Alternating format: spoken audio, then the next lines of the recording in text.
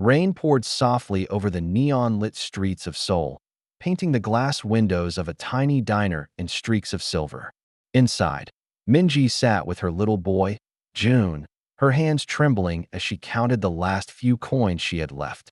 The smell of warm soup drifted through the air, but all she could afford was a single bowl. She smiled at June, pretending everything was fine, her eyes heavy with quiet exhaustion. At the corner table, Sung-ho watched in silence. Dressed neatly, his presence didn't belong in such a humble place.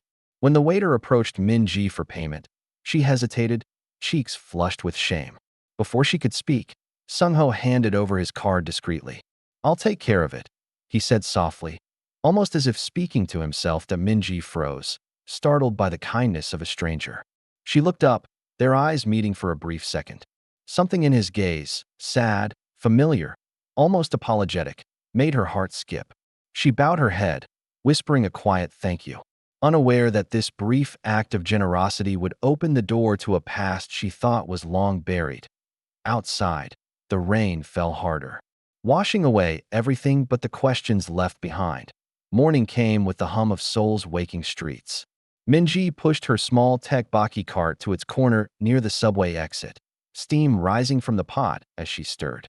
Her hands moved automatically, but her mind lingered on last night, the stranger's calm voice, the kindness she hadn't asked for, and that strange, familiar sadness in his eyes. Her son, June, sat nearby doing homework, smiling brightly whenever a customer praised his mother's food. To everyone else, Minji seemed strong, cheerful, tireless. But when the crowd thinned, her shoulders sagged. The rent was overdue, and her ingredients were running low. Still, she forced herself to smile. In her world, dignity meant survival. That evening, while closing the cart, she found a small folded note tucked beneath the sauce bottles. Her name was written on it, Minji, in careful handwriting. Inside was a short message, "I'm sorry for the past." Her breath caught. The letter trembled in her hand as memories surfaced. Her husband's accident, the lawsuit that never went through, the company that vanished overnight, and the man who once stood behind it all. Her eyes widened in disbelief. Could it be him, the stranger from the diner? The night air turned colder as old pain began to stir. Sung-ho sat alone in his quiet office overlooking the Han River, the city lights flickering below like restless thoughts he couldn't escape. The memory of Minji's face haunted him, her tired eyes, her humble bow, the same expression he'd seen years ago when everything fell apart. He had recognized her the moment he stepped into that diner, though he wished he hadn't. Years ago, he was the proud heir of Choi Group, a company his father built on construction contracts and ruthless ambition. One project, a faulty housing site, collapsed, claiming the life of a worker named Juntae, Minji's husband. The company's lawyers silenced the story, and Sung-ho, too young and afraid, did nothing. That silence became the weight he carried through every promotion, every smile. When he saw Minji again, struggling to feed her child, it was as if time demanded justice in a quiet, cruel way. He had everything: power, comfort, influence. Yet all he could offer was a meal. The guilt that once lived in the corners of his memory now grew unbearable. He looked at the note he had left for her and whispered, "I can't undo the past, but maybe I can face it this time." 2 days later, the morning crowd rushed past Minji's stall as usual, commuters grabbing quick bites, students laughing, vendors calling out prices. Among them stood Sung-ho, dressed simply this time, no business suit, no expensive watch. He approached quietly, ordering a bowl of tekbaki with a gentle smile. That Minji froze for half a second when she saw him. That voice, calm, measured, she knew it. Her chest tightened as she placed the bowl in front of him. For a while, neither spoke. The air between them thickened with things unsaid. "You come here often?" she finally asked, forcing a small smile. That he nodded. "Your food reminds me of something I lost." Minji's hand stilled. The sound of the ladle hitting the pot echoed sharply. She looked at him, really looked, and recognition dawned. "You," she whispered, her voice trembling. "You were there, at the site." Sung-ho's eyes lowered. The truth had found him before he could speak it. Customers came and went, unaware of the storm that had just begun beneath the street vendor's small awning. Tears welled in Minji's eyes. not from anger alone, but from the sudden reopening of an old, unhealed wound. Under the dim glow of the streetlight, Sung-ho finally spoke, his voice low but steady. I should have done more. I should have stopped it. I'm sorry, Minji. Her eyes flashed with a mix of anger and disbelief. You should have, she whispered, gripping the edge of her cart. You didn't. My husband, my life.